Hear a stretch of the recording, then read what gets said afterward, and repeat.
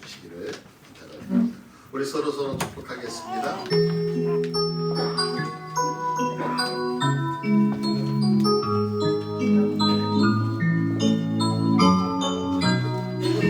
당신은 하나님의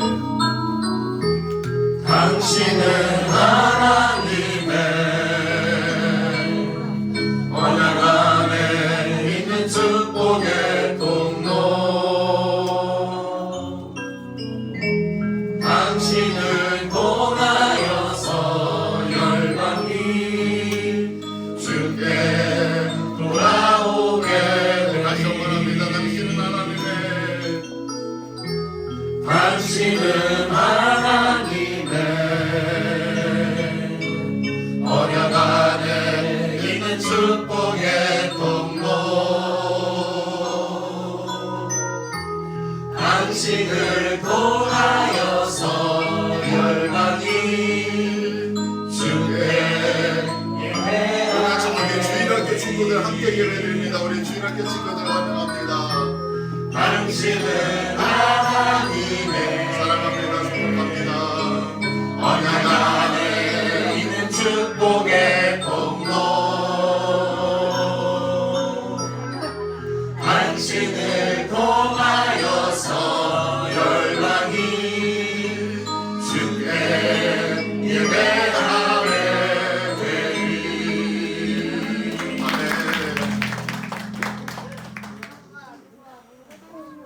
지난 1월 첫째 주에도 주일학교와 함께 드렸죠. 그래서 매주 첫째 주 함께 이렇게 드리기로 했는데 너무 좋네요. 주일학교 친구들 보니까. 우리 성경 보겠습니다. 성경 여러분들 로마서 8장입니다. 로마서 8장 18절서부터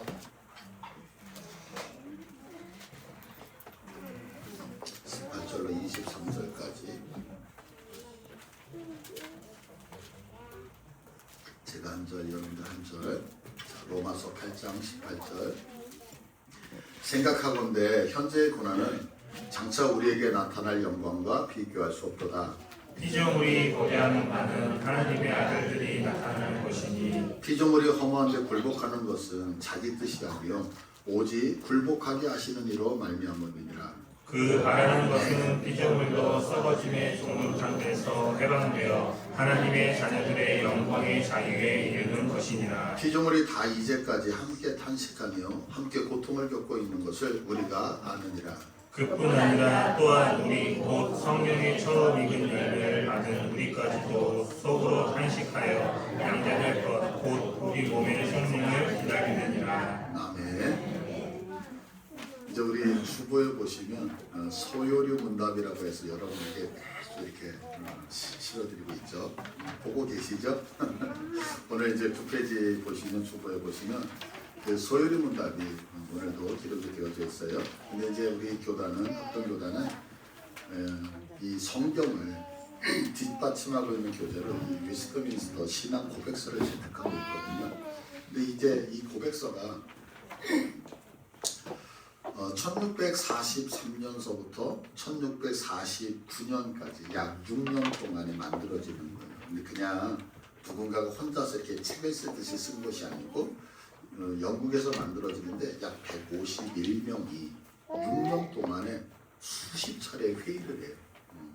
이것은 성경 안에 있는 거다, 아니면 이것은 성경에서 배제해야 된다, 이런 내용들을 하나하나 성경을 보면서 그렇게 해서 6년 동안에 오랜 시간에 걸쳐 회의를 거쳐서 만들었어요. 그러면서 이제 어떤 그 당시에 이제 설교, 그 당시에는 다 기독교 문화였잖아요. 그러니까 설교자나 또한 공부를 많이 해서 조금 지적 수준이 있는 분들을 위해서 만든 교리서가 뭐냐면 대요리 문답이라고 하는 거예요. 대요리 문답. 그래서 예전에 우리 오후 예배 시간에 여러분들 저와 같이 대요리 문답 했던 거 기억나시죠?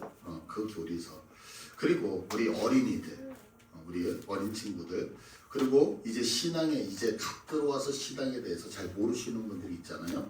그래서 이런 분들에게 문답식으로, 그래서 107개의 문답이 있어요. 그래서 하나는 질문을 던지고 그 질문에 대한 답을 하는 것, 이거 그것을 소요리 문답이다라고 얘기를 하는 거예요. 그런데 이 소요리 문답 107문 중에서 오늘 우리 주보에 실려져 있는 그 문답이 뭐냐면 29번째 문답이에요. 그런데 그 문답에 제목이 이렇게 돼요. 구원의 순서. 우리가 이제 하나님 앞에서 구원받았잖아요. 그럼 구원을 어떻게 받았느냐라고 할 때 구원의 서정이라고 하는데 그 구원의 순서를 논리적으로, 시간적 순서가 아닌 논리적 순서로 기록을 해놨어요. 그래서 내가 예수님을 그럼 어떻게 믿고 어떻게 구원을 받느냐라고 했을 때 먼저 성령님이 나를 부르시는 거예요. 너 예수 믿자. 너 하나님의 품으로 와. 이리 와. 이렇게 부르시는 거예요. 그 부르심을 듣고 내가 죄인이었구나. 내가 그동안 내 마음대로 살았구나. 나 하나님 없이 살았네. 라고 하면서 내 마음이 회심을 하는 거예요. 이렇게 회심되어질 때 하나님이 그래 너 이제 죄인 아니야. 너 의로운 사람이야. 하나님의 자녀야. 그러면서 우리를 칭의를 해주신다는 거예요. 의롭다고 칭해 주시는 거죠. 그러면서 하나님이 우리에게 주시는 권세가 하나가 있어요. 뭐냐면 너는 지금부터 내 아들이야. 아들. 그러니까 우리가 하나님의 아들이 되어지면 하나님의 아들이 되는 하나님의 수준에 올라가야 되잖아요. 그래서 이제는 내가 하나님을 닮아가는 그 모습, 그 수고를 뭐냐면 성화라고 얘기를 해요. 그런데 하나님의 수준은 여기인데 내가 이 수준에 있다가 점점 하나님을 향하여 가지만 도달을 해요 못해요? 못하잖아요. 그러고 있다가 어느 순간에 하나님이 원하시는 그리스도의 장성한 분량까지 딱 도달하는 그 시점이 있죠. 이걸 뭐라면 영화 이렇게 얘기를 하는 거예요. 그래서 우리를 하나님이 부르시고 회심하고 징임받고 양자되어지고 성화를 거쳐서 영화의 단계까지를 가는 것을 구원의 과정, 구원의 서정이다라고 이야기를 해서 소리문답에서 우리에게 이야기를 하고 오늘 그것이 주보에 실려져 있는 거예요. 그러니까 구원의 마지막 순서가 뭐라고요? 영화예요. 영화관에서 영화 보는 거 말고 하나님의 그 수준에 도달하는 걸 이걸 영화라고 해요. 근데 이 영화는 이 땅에서 이루어지는 것이 아니라는 거죠. 그래서 혹자는 이런 얘기를 해요. 우리가 하나님을 닮아가기 위해서 열심히 성화가 되잖아요. 그래서 이제는 하나님이 원하시는 그 수준에 딱 도달할 때 우리는 이 땅에서 생명이 끝나고 주님의 품에 안기는, 그래서 우리가 세상을 떠난다, 돌아가신다 그러잖아요. 그 돌아가시는 것을 영화의 단계로도 이야기를 하는 분들이 있어요. 자, 그러니까 이 영화는 절대로 여기서 이루어지는 게 아니란 말이에요. 그럼 언제 이루어지느냐라고 했을 때 그리스도께서 이 땅에 오시는 날, 어느 날이죠? 예수님이 재림하시는 날 우리의 몸, 우리의 영혼이 완전히 변화체가 된다는 사실 믿으시죠? 그래서 하나님이 원하시는 그 수준이 되어진다라고 하는 거죠. 그러니까 이 구원의 최종적인 완성이 영화의 단계는 이 땅에서 이루어진다, 안 이루어진다? 이루어지지 않아요. 이 말은 뭐냐면 인간의 타락으로 인해서 함께 고통당하는 이 땅의 모든 피조세계들 있잖아요. 하나님이 만드신 모든 것들, 그것들도 우리가 완전히 영화의 단계에 들어가기 전까지는 회복이 된다, 안 된다? 안 되고 여전히 이 자연세계도 인간의 타락의 문제 때문에 고통을 당한다라고 하는 거죠. 근데 이제 우리가 성경을 보면 아담과 하와가 선악과를 딱 따먹고 타락한 다음에 그냥 에덴 동산에서 쫓겨나고 하나님 앞에 징계받는 이런 장면이 나오잖아요. 그러다 보니까 우리는 내가 죄지었다, 선악과를 먹고 죄지었다는 것이 이렇게 피부로 잘 안 와요. 그런데 이 인간의 그 타락한 이후에 몸부림치는 그 장면을 그대로 써놓은 책이 있어요. 이 책이 뭐냐면 여기 여러분들한테 보여드리려고 갖고 왔는데 제2의 성서 아포크리파라고 하는 책이거든요. 이 책에 보면 지금 아담과 하와가 선악과를 따먹고서 타락한 다음에 울부짖는 장면이 나오거든요. 근데 여러분들 이게 무슨 얘기냐면 여러분들 혹시 외경이라고 하는 얘기 들어보셨나요? 외경? 아마 신앙생활하면서 외경, 이경, 가경 이런 얘기 들어보신 분이 있으실 거예요. 근데 우리가 가지고 있는 성경, 이 성경은 지금 구약이 몇 권이면 39권, 신약이 27권으로 되어져 있어요. 근데 이 신약, 구약 39권은 AD 90년에 얌리아라고 하는 회의에서 결정을 하는 거예요. 그러면 어떻게 결정을 했냐면 그 당시에 책이 하나만 있었던 게 아니라 이 성경책만 하나만 있는 게 아니라 지금은 이게 우리가 한 권으로 돼 있지만 이게 다 낙권으로 돼 있거든요. 그러면 수십 권, 수백 권의 책이 있는데 그걸 다 읽어보고 이 중에서 여러 가지 어떤 기준점을 정해서 이게 하나님의 말씀이다 아니다를 회의를 거쳐서 수없이 논쟁을 통해서 결정을 하게 된 거예요. 그것이 이제 90년도 얌리아 회의에서 39권을 그리고 카톨릭에서는 7권이 더 들어가죠. 그렇게 해서 성경이 정경화가 되어져요. 그러고 있다가 우리가 가지고 있는 신약 성경이라고 하는 27권은 한참 뒤에요. 약 300여 년이 지나간 393년도에 아프리카 히포라고 하는 곳에서 회의가 열려서 우리 이거 채택했으면 좋겠다. 그러고 나서 몇 년 뒤에 397년 그 카타로 회의에서 그걸 확정을 하게 돼서 오늘날 우리에게 66권의 성경이 주어지고 있는 거예요. 자, 그러면 생각해 보세요. 이 성경이 주어졌기 때문에 우리는 구약 39권, 신약 27권 요 성경책만 읽지만 그 이전에 성경으로 정경으로 이게 확정되지 않았을 때는 사람들이 이것도 읽을 수 있고 이것도 같이 읽었을 거 아니에요. 이해되시죠? 그러니까 이 책은 잘못된 게 아니고 이 책만 이게 아니라 수많은 책이 그 당시에는 같이 혼용되면서 읽고 있었다고요.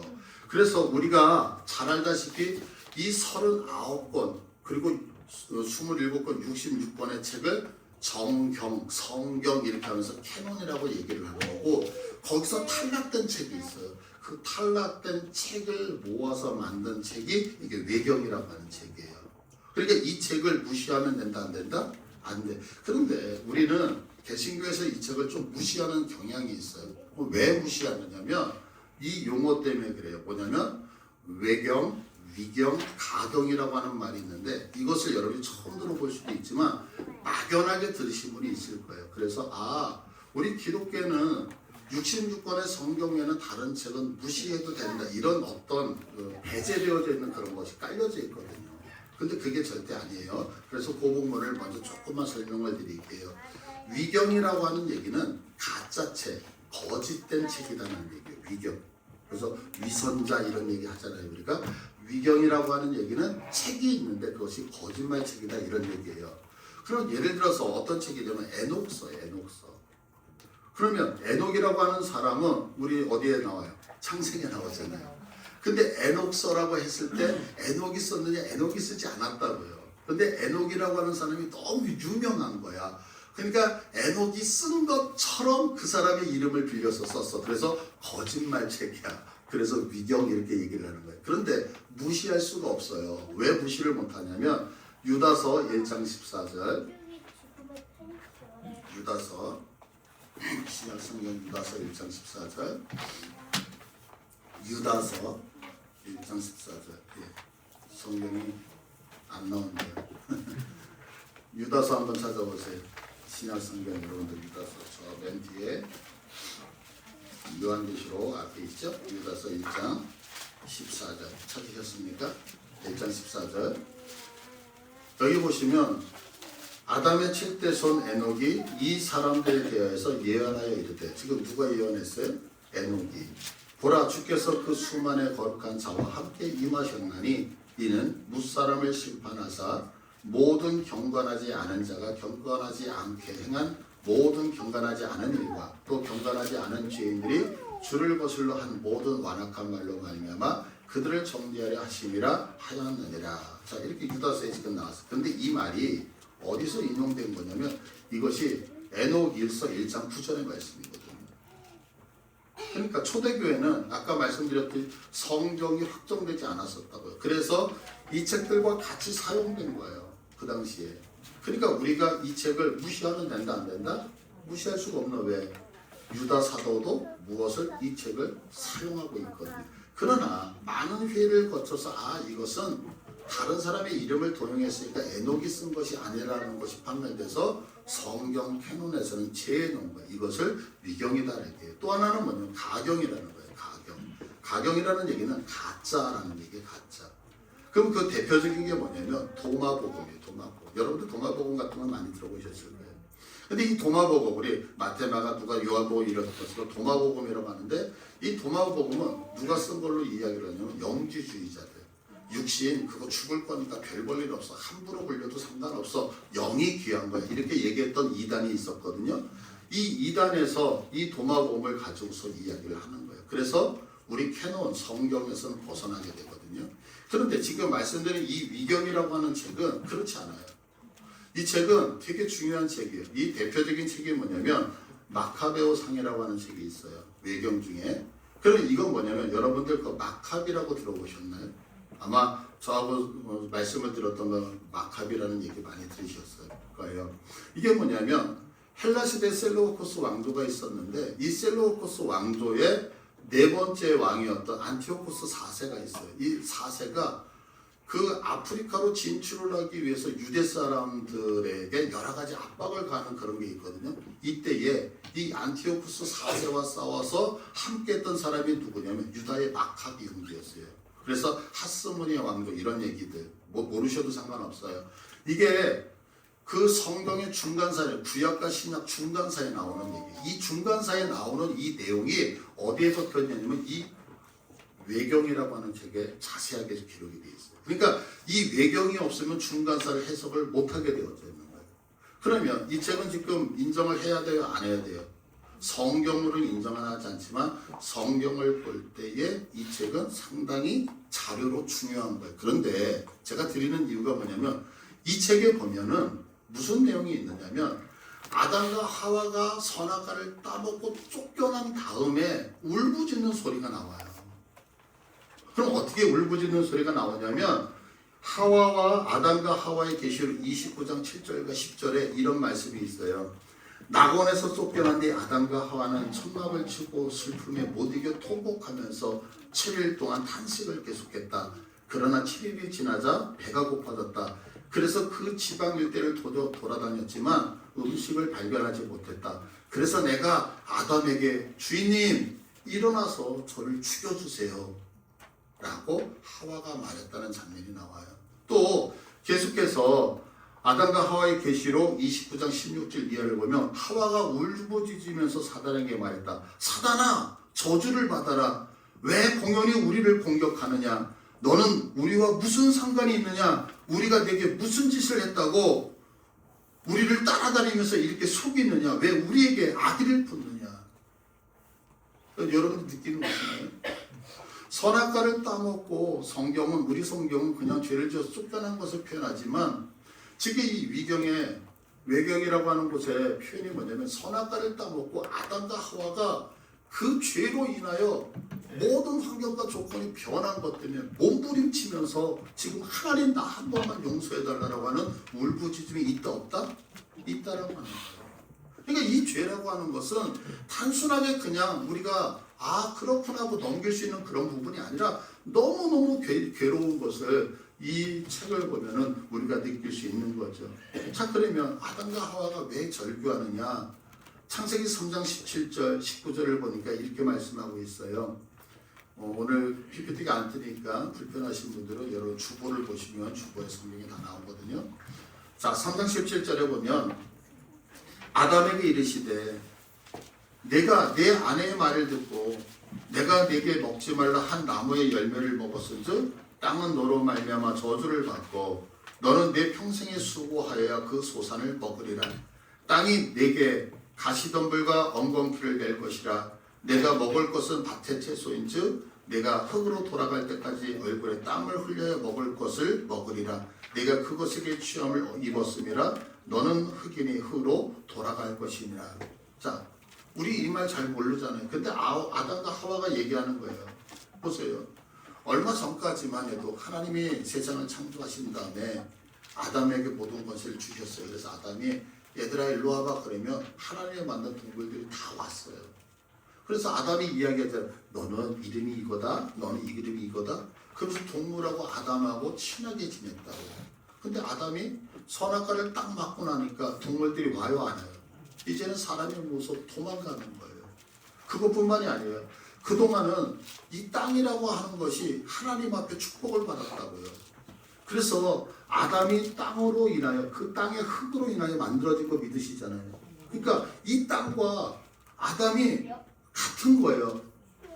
그러니까 이 땅이 얼마나 엄마 품처럼 따뜻하고 아담이 눕는다 그러면 지금처럼 땅이 거부하는 게 아니라 이 땅이 사랑스럽게 아담을 이렇게 품어주고 이런 것이 있었다고.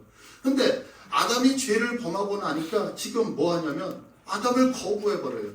너 맛있는 거 먹으면 안 돼. 그래서 뭐 한다는 거예요? 엉겅퀴가 나고 가시덤불을 내면서 땅이 인간을 거부하는 사건이 드러나고 있어요. 내가 어떤 나무에 가면 나무가 잘 모르겠어요. 제가 상상을 해보는 거예요. 나 저거 먹고 싶은데 너무 높아. 그래가지고 그걸 못 따면 아마 죄를 짓기 전에는 나무가 아담 이거 먹고 싶니? 그러면서 나무가 스스로 이렇게 가지를 내려서 빨리 따먹어. 먹고 싶은데 뭐 이러지 않았을까라는 생각이 들어요. 근데 지금 어때요? 과일을 따먹기 위해서 손을 뻗치는데 과일이 거부하는 거야. 네가 나를 따먹는다고? 저주받은 녀석이? 그러면서 세상이 다 변한 거예요. 그러니까 지금 아담의 입장에서는 조금 전까지 나에게 환대하고 나를 환영했던 그런 피조 세계가 나를 거부했을 때 얼마나 고통스럽겠느냐고요. 그런데 성경은 뭐라면 네가 그런 것들을 얻기 위해서는 지금부터 뭐 해야 된다는 거예요? 이마에 땀이 나야지만 그걸 먹는다라고 얘기를 해요. 근데 이 땀이라고 하는 단어를 분석을 해보면 세 개 단어의 합성어거든요. 첫 번째 단어는 뭐냐면 무기, 칼이라고 하는 단어예요. 두 번째 단어는 뭐냐면 눈이라고 하는 단어예요. 근데 눈이라고 하는 단어는 뭐냐면 뭔가를 이렇게 경험한다라는 얘기예요. 그 다음에 또 하나는 창문이라는 거예요.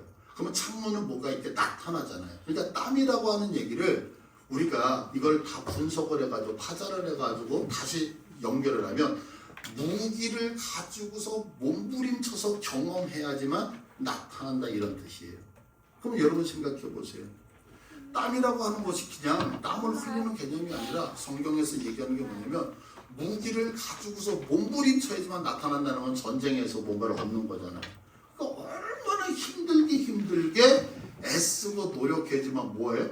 고구마 하나 먹는 거예요. 수고하고 애써야지만 지금까지 그렇게 자유롭게 먹었던 사과 하나 먹을 수 있는 거라고요.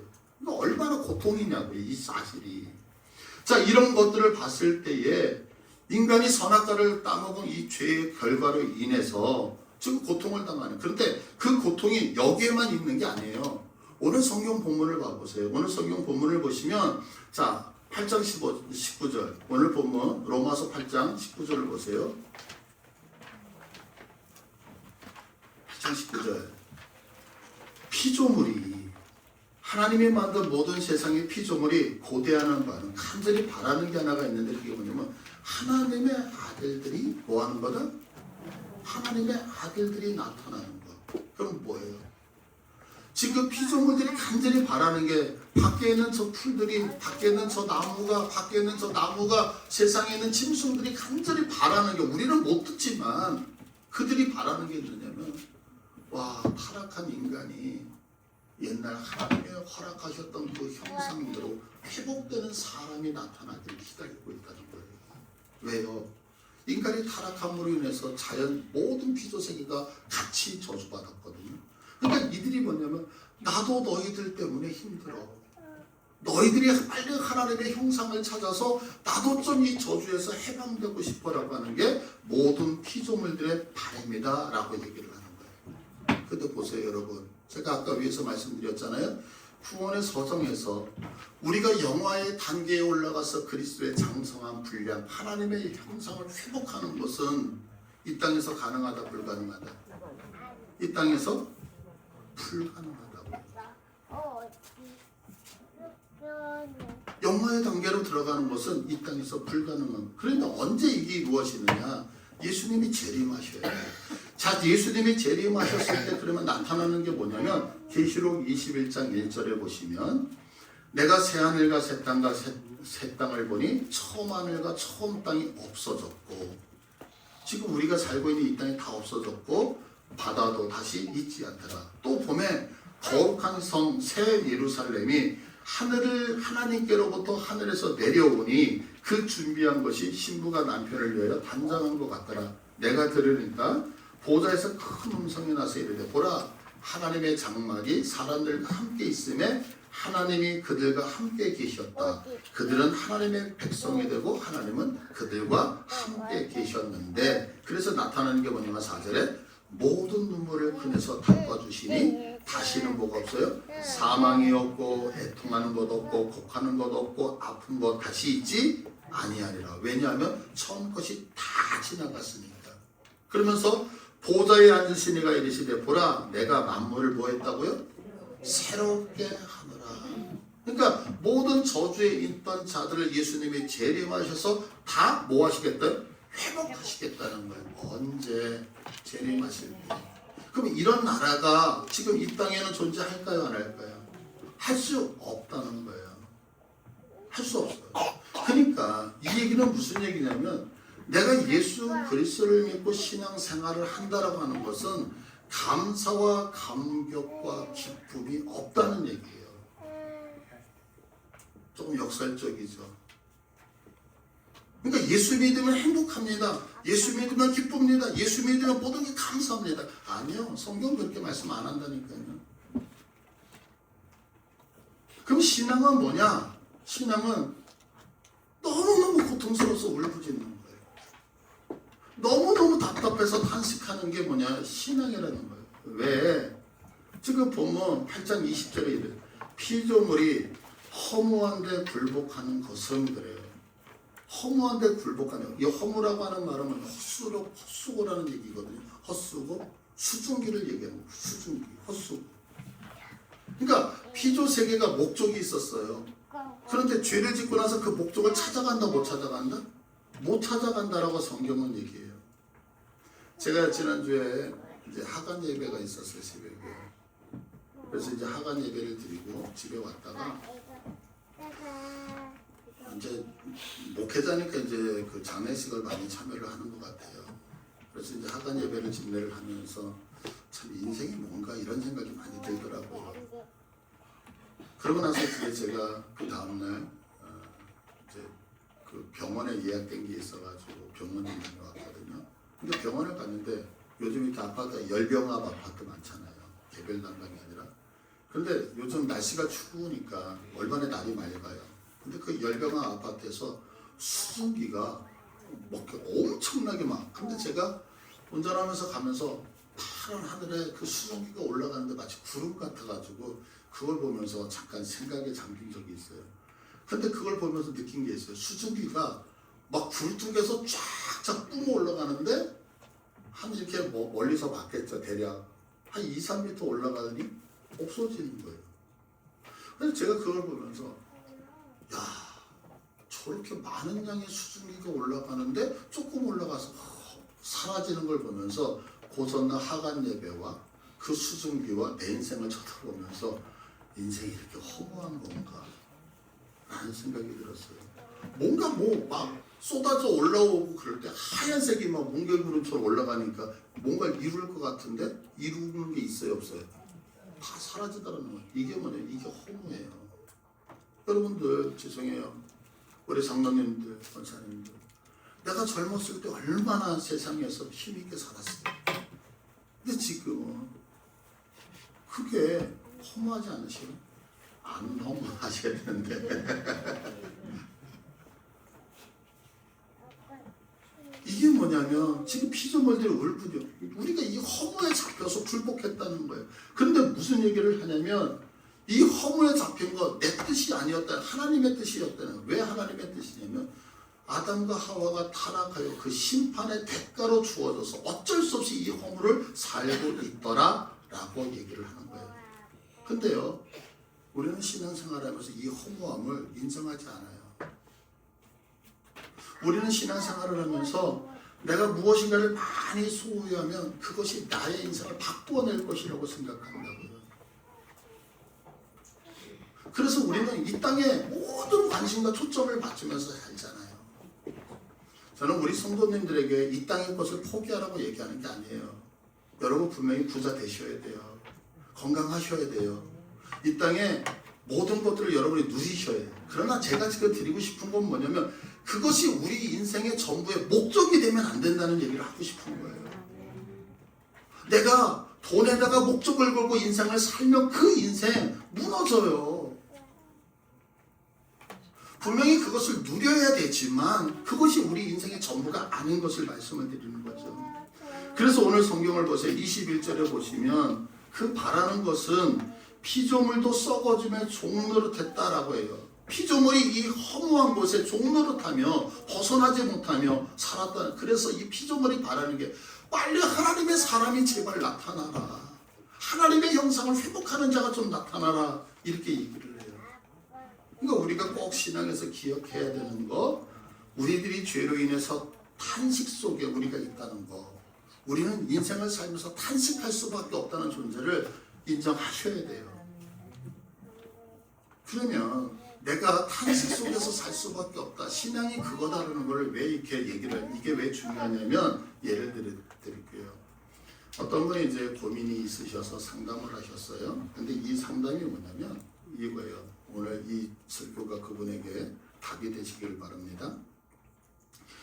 자신이 이제 이렇게 예배당에 나와서 주일날 예배를 드리면 너무너무 행복하대요.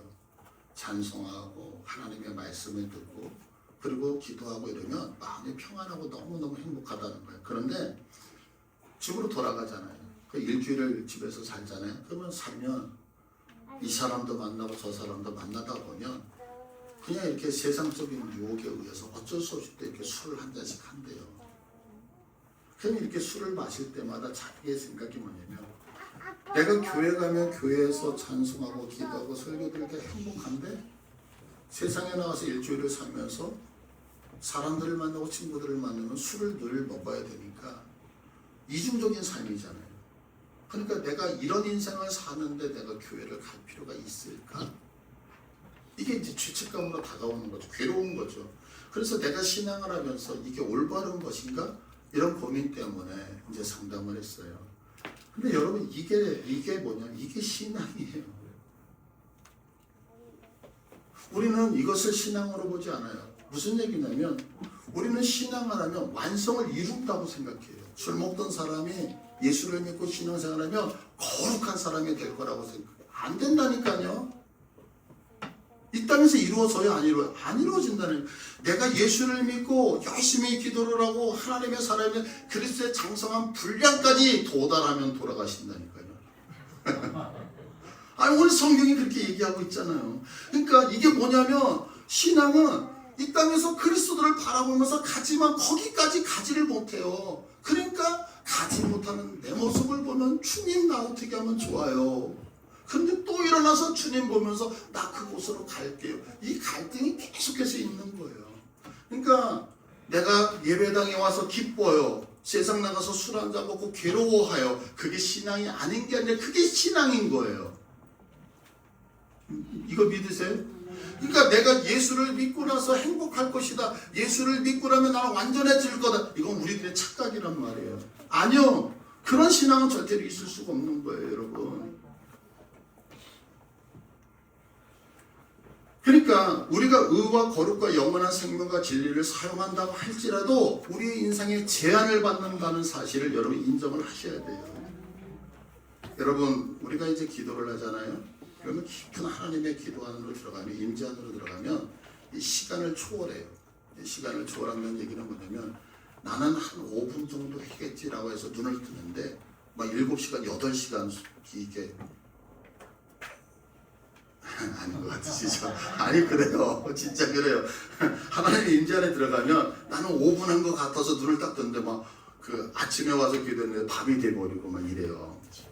그러니까 기도가 재밌는 거죠. 그렇게 딱 들어가요. 그런데 대개는 기도하기 딱 위에서 딱 앉으면 허리가 아픈 거예요.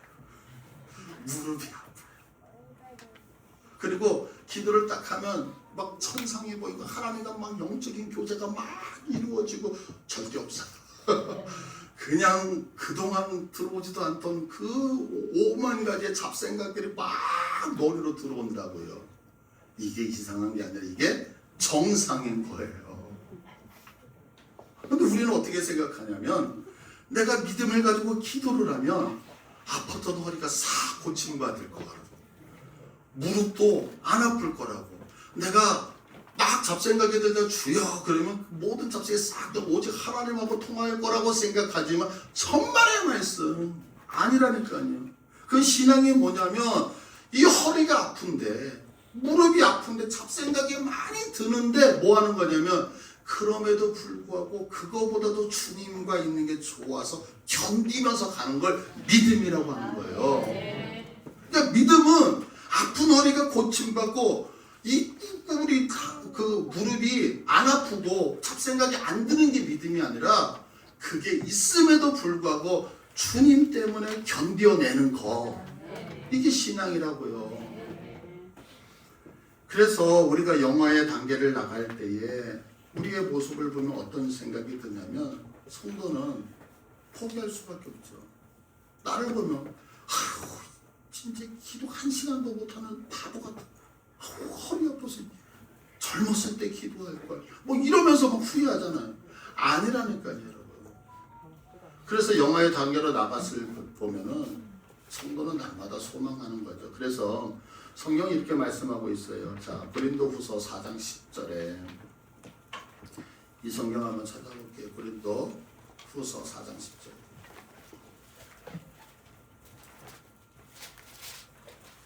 고린도후서 4장 10절.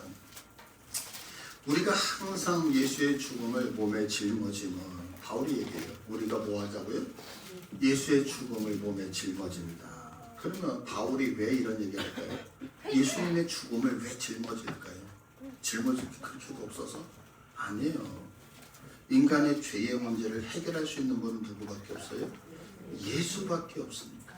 그러니까 성도는 뭐냐면 나는 아무것도 할 수 없어요. 내 힘으로는 아무것도 못해요. 내 힘으로 이 죄의 문제를 해결할 수 없어요. 그걸 알기 때문에 날마다 뭐 하자? 예수의 죽음을 내 몸에 짊어진다, 이 얘기를 하는 거예요. 그러면 이제 성도에게는 두 가지 마음이 생긴다고요. 하나는 뭐냐면 내가 내 자신을 보면서 할 수 없다는 거. 나 무릎 꿇고 기도하고 싶은데 허리가 아파서 기도 못해. 무릎이 아파서 기도 못해. 잡생각이 들어서 기도 못해. 이 기도 못하는 내 모습을 보면서 절망으로 가는 거예요. 그러니까 성도는 내 모습을 볼 때 행복하지 않아. 아, 세상에 하나님 앞에 서서 회개를 하면 왜 그렇게 회개할 게 그렇게 많아요? 와,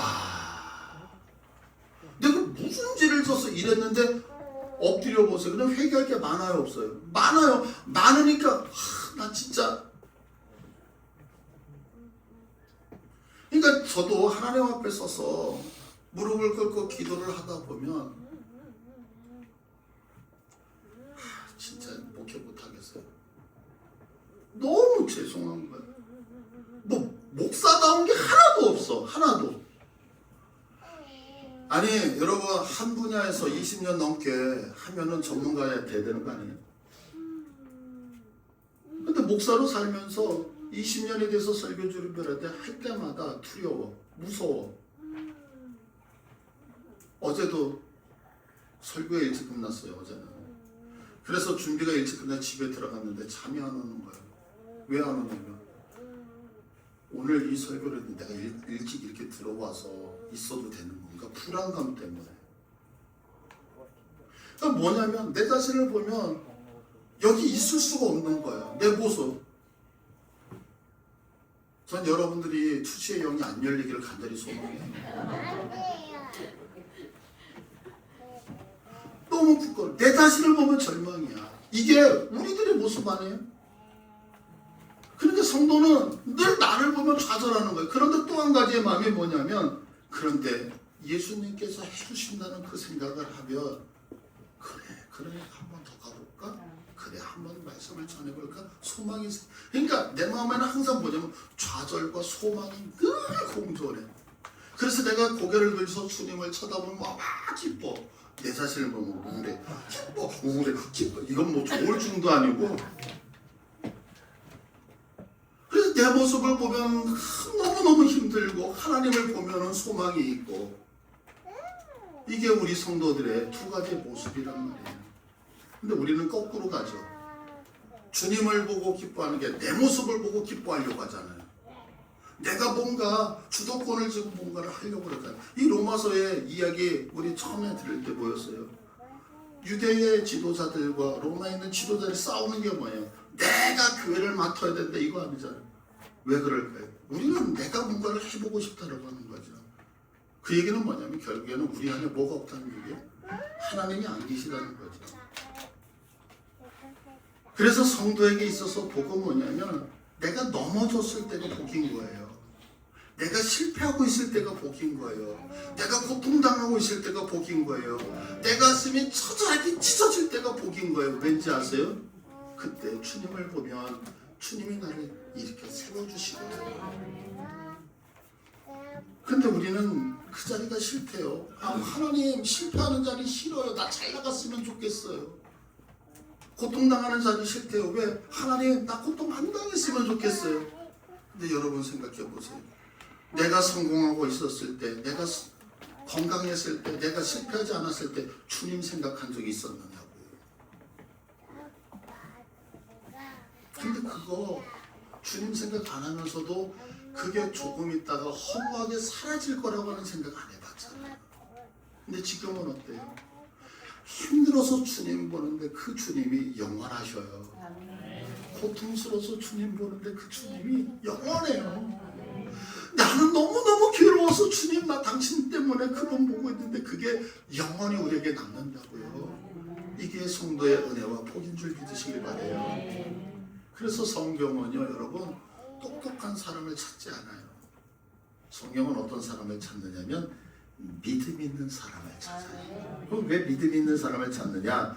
히브리서 11장 1절을 보시면 믿음은 바라는 것들의 실상이요 보이지 않는 것들의 증거니 그래요. 믿음은요, 내 눈에 아직 안 보여도 소망을 가지고 오는 거기 때문에 보이지 않아도 그것을 보이게 하는 게 뭐다? 믿음이다. 그래서 6절엔 계속해서 믿음 없이는 누구를 기쁘시게 못한다? 하나님을 기쁘시게 하지 못한다. 그러니까 믿음은 지금의 모습을 보는 게 아니라 앞으로 이렇게 다가올 것을 보게 하는 거예요. 우리 완성되지 않았잖아요. 그러나 믿음의 눈으로 보면 내가 주님의 품에 안길 때는 부족한 부분으로 주의 품에 안기는 게 아니라 주님이 그렇게 원하셨던 완성된 모습으로 그 품에 안기게 됨을 믿으시길 바라요. 그래서 우리는 내 자신을 보면서 절망하지만 하나님 때문에 소망을 갖고 나가게 되어지는 거죠. 그래서 우리는 신앙하면서요, 기쁠 수가 없는 거예요. 신앙을 하다 보면 늘 고민할 수밖에 없고 버거워할 수밖에 없고 괴로워할 수밖에 없죠. 그래서 신앙은 뭐냐? 신앙은 탄식이에요. 신앙은 뭐냐? 신앙은 안타까운 거예요. 신앙은 괴로운 거예요. 그런데요, 이 괴로워하는 이 신앙에 무엇이 믿음이 들어오면 믿음은 소망을 보면서 희망 있게 달려나가게 돼 있어요. 여러분, 그래서 믿음이 우리에게 필요한 거예요. 그래서 성도는요, 나를 보면 울지만 주님을 보면 활짝 웃는 사람. 우리 이렇게 한번 봐보세요. 주님 보이셔요? 이 모습이 성도의 모습이에요. 그래서 여러분, 우리 어디 힘들어도 내가 아닌 그분을 몸을 통하여서 우리 힘내면서 달려가는 복됨이 있기를 바랍니다. 자, 우리 다 같이 일어나셔서 시선이라는 찬양 한번 합니다.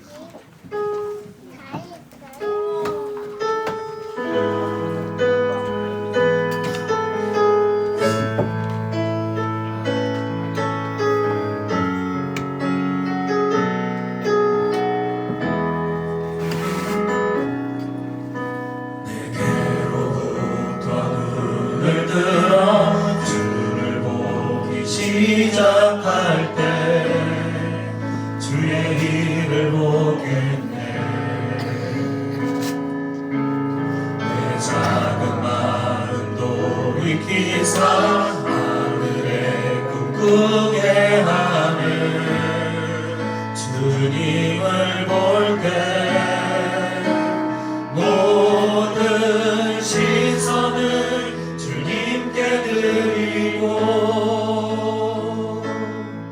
살아계신 하나님을 느낄 때 내 삶은 주의 역사가 되고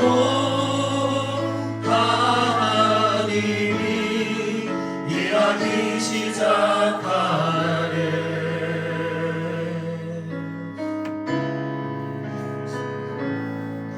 성령이 나를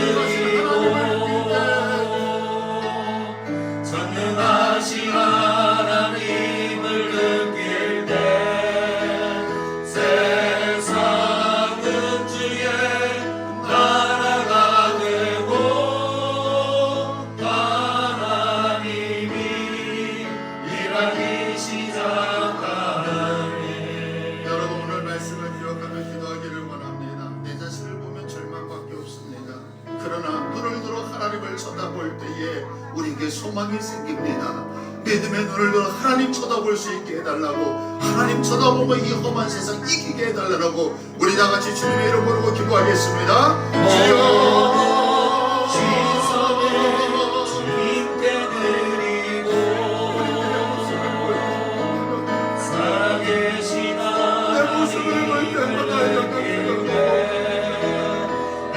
내 삶은 주의 역사가 되고 나를 쳐다보고 나가는 것이 아니라 오늘도 일하시고 나를 사랑하시고 나를 사랑하시고 생명까지 넘기고 주시고 나를 사랑하시고 주님께 드리고 전능하신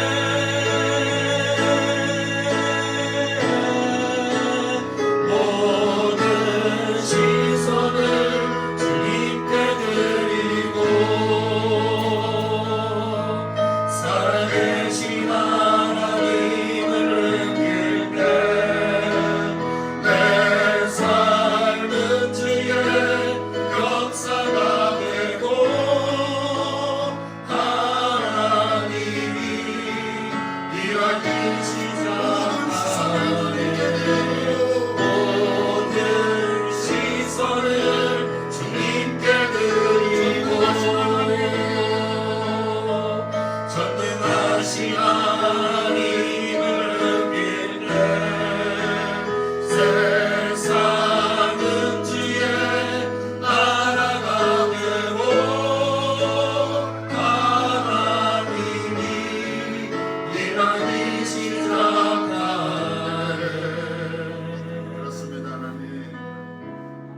인생을 살아가면서 우리들의 모습을 보면 낭만밖에 없습니다. 실망밖에 없습니다. 아픔밖에 없습니다. 실패밖에 없습니다. 그러나 내가 눈을 들어 믿음의 눈을 가지고 주님을 쳐다볼 때에 주님 우리에게 허락하신 것들을 허락하심을 통하여서 내가 힘있게 세상을 이길 수 있음을 깨달았습니다. 주여 믿음의 눈을 갖게 하여 주옵소서. 그 눈을 가지고 우리 주님 쳐다보는 자들 되게 하여 주옵소서. 하나님 이루시겠다고 하셨던 것들을 하나님의 이 땅에 이루어내는 믿음 있게 하여 주옵소서. 그래서 어렵다 힘들다가 아니라 주님이 함께 하심 때문에 내가 이렇게 승리하여 너라고 간증하며 살아갈 수 있는 우리 사랑하는 성도들 되게 하여 주옵소서. 이제는 우리 주 예수 그리스도의 은혜와 하나님 아버지의 극진하신 사랑